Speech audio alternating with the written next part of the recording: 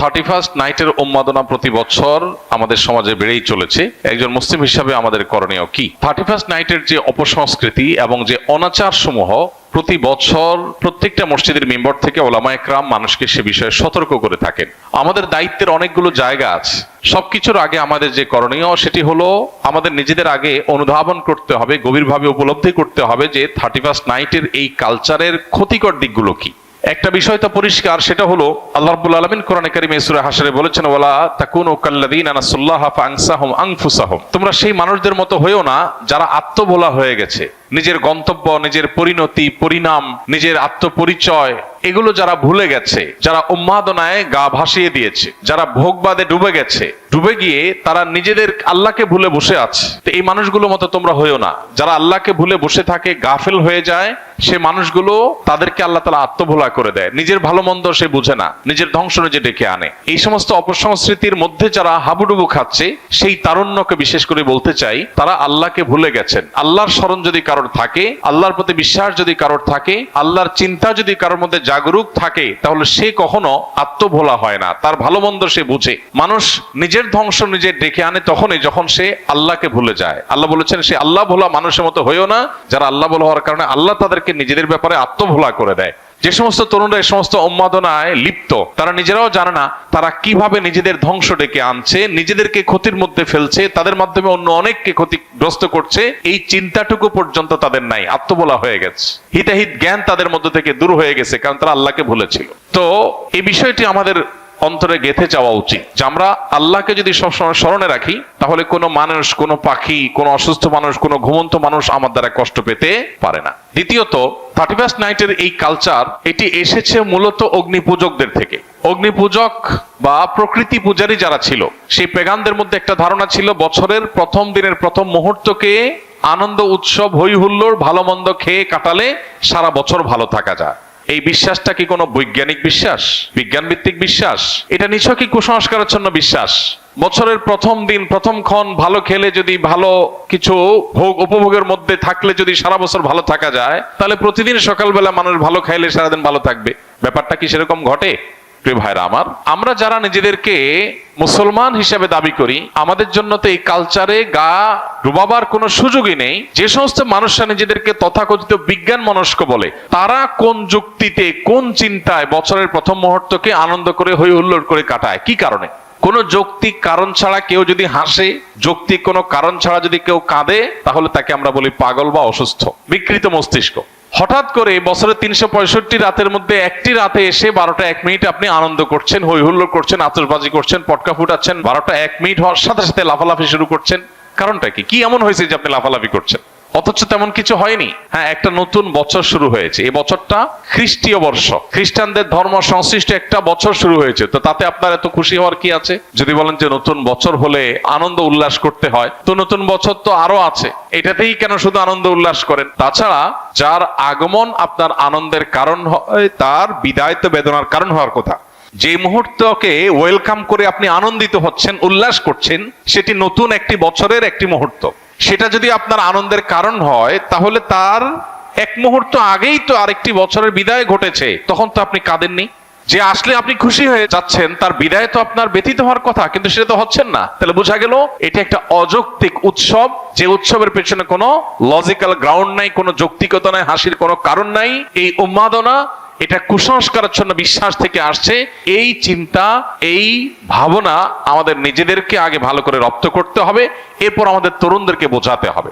এরপরে যে বিষয়টি আমাদের লক্ষ্য করা দরকার, সেটি হলো আমরা প্রতি বছর দেখি এই আতশবাজির ফলে আমাদের সমাজে মানুষের জীবনের নিরাপত্তা এটা হুমকিতে পড়ে, স্বাস্থ্য ঝুঁকি তৈরি হয়, পরিবেশ বিপর্যস্ত হয়, তরুণদের মধ্যে ভোগবাদের উন্মাদনা তৈরি হয়, নীতি নৈতিকতা আখলাক এটার অবক্ষয় ঘটে। এই সবগুলো বিষয় এই একটি অপসংস্কৃতির মধ্যে আছে। অন্য কোনো অপসংস্কৃতির একটার মধ্যে এত খারাপ দিক নাই। গত কয়েক বছর আগে প্লাস্টিকের কারখানায় আতশবাজির আগুন লাগার কারণে একজন নারী উদ্যোক্তা নিঃস্ব হয়েছেন, সব গণমাধ্যমে সংবাদ হয়েছে, কিন্তু আতশবাজি থামেনি। একটি শিশু মায়ের কোলে আতশবাজির বিকট আওয়াজে হার্ট অ্যাটাকে মৃত্যুবরণ করে তিনি, তার ঘটনাটি আদালত পর্যন্ত গিয়েছে, কিন্তু আতশবাজির এই উন্মাদনা এখনো থামেনি। এরকম না জানা বহু ঘটনা ঘটছে। প্রতি বছর আমরা দেখতে পাই বিভিন্ন ভিডিও ফুটেজে যে বিভিন্ন জায়গায় অসংখ্য পাখি মরে পড়ে আছে। কারণ আতশবাজির যে ধোঁয়া, এই ধোঁয়া এতটা বিষাক্ত যে এ বিষয়ে বিশেষজ্ঞগণ বলেন যে পার্টিকুলেট ম্যাটারের পরিমাণ আকাশে সাধারণত যা থাকে তার চেয়ে কয়েক গুণ বেড়ে যায় আতশবাজির আগুনের ফলে। এর কারণে বৃদ্ধ, শিশু, শ্বাসকষ্টে ভোগা রোগীরা যারা আছেন, এটা তাদের জন্য অনেকটা নীরব ঘাতকের মতো ভূমিকা আসে এবং তাদের জীবনকে ধ্বংসের দিকে নিয়ে যায়। ঠিক একইভাবে এই বিকট আওয়াজের কারণে মানুষের কানের যে সহ্য ক্ষমতা আছে সেটার চাইতে বেশ খানিকটা বেশি আওয়াজ তৈরি হওয়ার কারণে এর ফলে মানুষের হার্ট অ্যাটাকের সম্ভাবনা তৈরি হয়। অসুস্থ মানুষদের আরো অসুস্থ হওয়ার, মৃত্যুর মুখে ঢলে পড়ার আশঙ্কা তৈরি হয়। পশু পাখি, বিশেষ করে ছোট ছোট পাখিগুলো যেগুলো আছে, সেগুলো মৃত্যুর কারণ হয় হার্ট অ্যাটাকের কারণে। অতএব এ ধরনের একটা স্বাস্থ্য ঝুঁকি আছে। ঢাকা শহর, চিটাং শহর সহ গোটা বাংলাদেশের সব শহরগুলো প্রায় বৈদ্যুতিক তারের যে জাল, সে জালের নিচে, মাথার উপরে বৈদ্যুতিক তারের বিশাল বেছানো জাল যে শহরে আছে, সেই শহরে আতশবাজির আগুন যদি কোনো জালের উপরে গিয়ে পড়ে, সেখানে শত শত মানুষ পুড়ে ছাই হওয়াটাও অস্বাভাবিক কোনো বিষয় নয়। তো এই পরিমাণ স্বাস্থ্য ঝুঁকি যেখানে আছে, পরিবেশের বিপর্যয় যেখানে আছে, যেখানে আরো নানাবিধ ক্ষতি আমাদের নিহিত আছে, তরুণ প্রজন্ম তাদের অনেকে এই রাতে মাদকের দিকে হাত বাড়ায়। যে পরিমাণ মাদকের ছড়াছড়ি এই রাতে হয়, সারা বছরে অন্য কোনো রাতে এত বেশি মাদকের ছড়াছড়ি হয় না। তাহলে মাদকের ছড়াছড়ি বলুন, অশ্লীলতা বলুন, বেহায়াপনা বলুন, অপচয় বলুন, উন্মাদনা বলুন, তারুণ্যের মধ্যে বিশৃঙ্খলা ভাব বলুন, এই সবগুলো আমাদের সমাজের বিপর্যয় ডেকে আনে। এই একটা অনাচারের পেছনে এতগুলো বিপর্যয় যখন আছে, সামাজিকভাবে আমাদের কর্তব্য হলো এগুলোর বিরুদ্ধে প্রতিরোধ গড়ে তোলা।